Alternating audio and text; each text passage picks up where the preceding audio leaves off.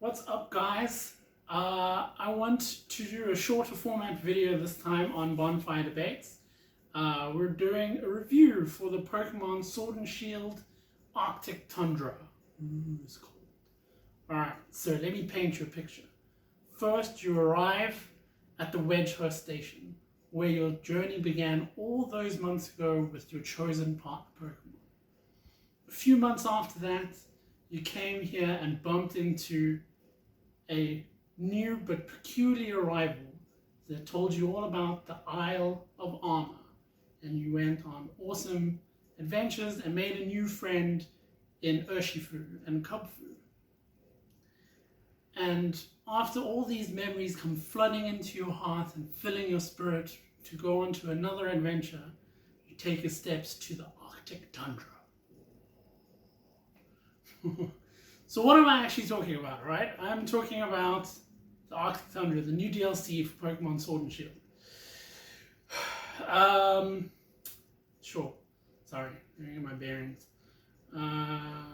Well, in the Tundra, you'll come across a whole load of new Pokemon that haven't appeared in Galar just yet, along with the opportunity to catch a boatload of new legendaries. In fact, all of the legendaries from all of the other games ever released, except for Maltan, he's coming, through something called the Dynamax Adventures. They seem pretty intimidating at first, like you're like, oh, I gotta do all these Dynamaxing things in a row, and your damage from previous battles carries over to the next one. But I've managed to catch quite a lot of the legendaries playing offline alone, so you'll get there. Don't get me wrong though, some of them are very difficult, almost impossible to do offline. If you can do it online with friends, that'll just add to the fun and make it a little bit easier to catch your favorite legendaries.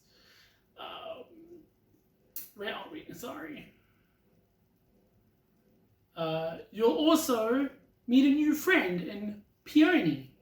He came to the Arctic Tundra to reconnect with his daughter, but as a typical teenager, he wanted nothing to do with him. So you go on the adventures with him, and he gives you the opportunity to catch some new legendary Pokemon, exclusive to the Arctic Tundra and by extension Galar. I don't want to spoil which Pokemon they are or anything like that. I'd rather you play the game and find out. Speaking of friends, the newly minted Professor Sonia is also in the Arctic Tundra, doing some research on some legendary trio, and she's going to ask your help to find them. The map is quite big and filled with the promise of adventure. I think it's actually much better than the Isle of Armor DLC, which does bring me to the negatives of the DLC. So in all fairness, there's not really much wrong with this DLC. It's really, really, really good. Except that I can't have Greninja and Delphox in my team. Ugh. But besides the personal attack that Game Freak have taken upon me, and not including my two favorite Pokemon, there's actually a lot to do.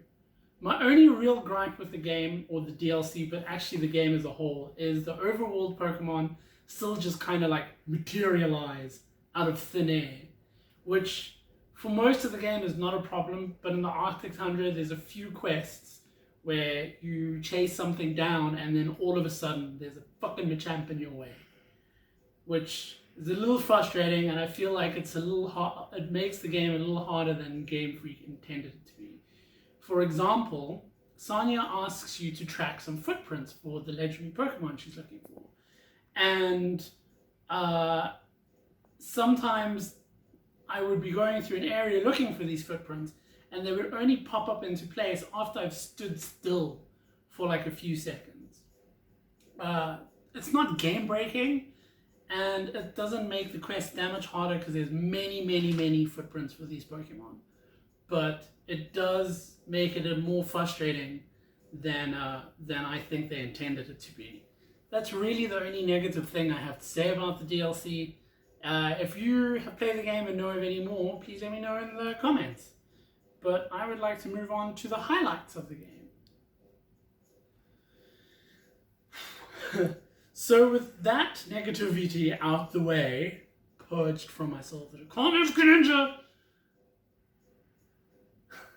I want to bring out the highlights, like I said. So, firstly, the map is huge. It's about a quarter of the size of the original Galar map from the main game, which is great for a DLC. I mean, a lot of companies, when they put out DLC, the maps are tiny.